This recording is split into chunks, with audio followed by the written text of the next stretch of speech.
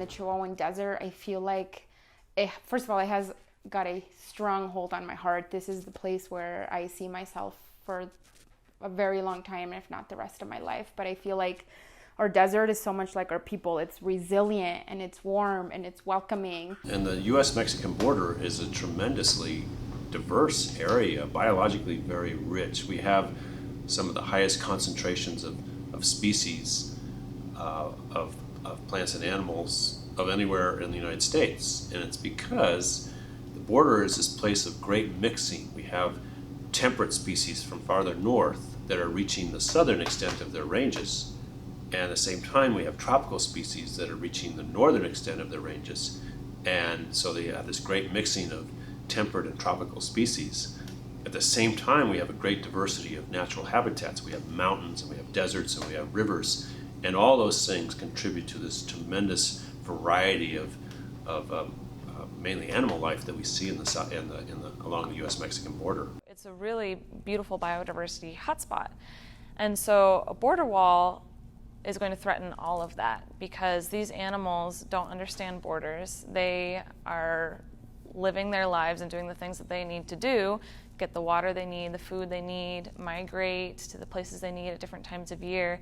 And if we have a border wall up, it's going to make all of that impossible. So that kind of habitat fragmentation on that scale is something I think that would be unprecedented and have very lasting impacts that we don't even know at this point. It has a lot of impact, right? And it's cultural, it's about wildlife, it's about watersheds, it's about the environment. It fundamentally changes the way of life for us here living on the border, as well as for other living creatures.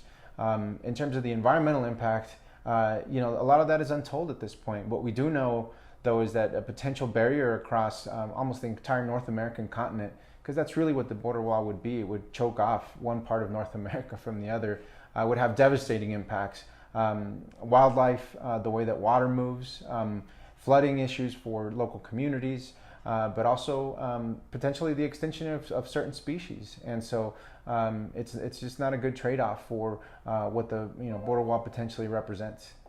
So I'm an immigrant myself, and I came to this country when I was 8 years old. And 22 years ago, my parents really, I say that it's not really a choice, right? It's a very sinister choice to put in front of families who are in poverty, who don't really have any other means to flee their home country and come seek a better life in this country. And that was 22 years ago, that was my story. And 22 years ago, things were really different than they are today. And I can't even imagine what it would be like crossing that border today. And my first weekend here, this is before I worked for SWEC, but I attended a No Wall Town Hall, which was a rally down at the border wall, and this is when the wall in Santa Teresa was under construction. And so it was a bunch of people there, and I was really inspired by that event because it was exactly what I had been wanting to see for a long time, which is we had those social justice organizations working side by side with conservation organizations. SWEC was there, the ACLU was there, CAFE, the Wildlife Federation, and all of these people working together to stop this project, and I couldn't get over how beautiful and inspiring that was. And since then I've been to a bunch of more rallies that that coalition has had together, and that coalition is called the Brown Green Coalition, and it's something that surfaced in response to this threat of a border wall because of the way that the border wall affects both humans and animals. We know the wall will cause real harm to wild animals and the environment, but as far as what good it will do very little in terms of solving our immigration problems. Those are policy issues that need to be addressed at that level. So, I think a border wall really represents the increase in hatred and violence against immigrants, particularly immigrants of color. And it's really a huge symbol of what that all represents. It's a physical symbol of the increase in white supremacy in this country, I think. Some people have proposed that a wall might make a good idea or might make sense if you were to put solar panels on it, right? Or if you were to put windmills on it, if you were to connect it to somehow an off-grid electrical system.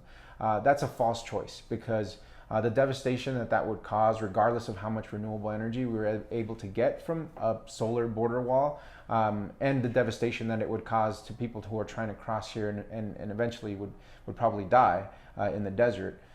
It's not a good trade-off. And so I don't think there's anything that the president could do that would make this wall palatable, not just for us here in New Mexico, but in Arizona and the Rio Grande Valley in Texas and in California. So what we need to start thinking about is smart policy solutions to address the root of human migration into the United States.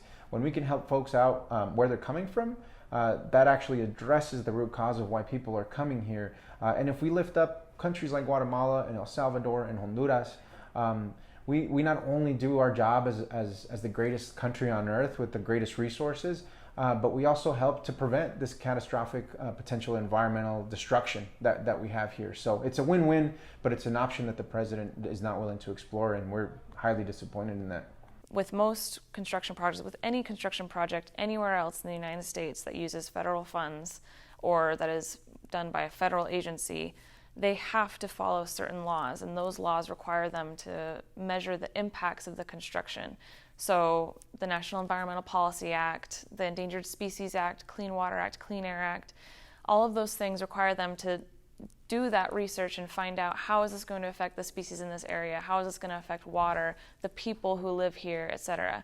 They don't have to do any of that for the border wall because of a waiver authority that they were granted in 2005, back when the first Bush administration was building border walls. They don't have to follow any laws. To be perfectly honest, we don't know, and we can't know because that research hasn't been done.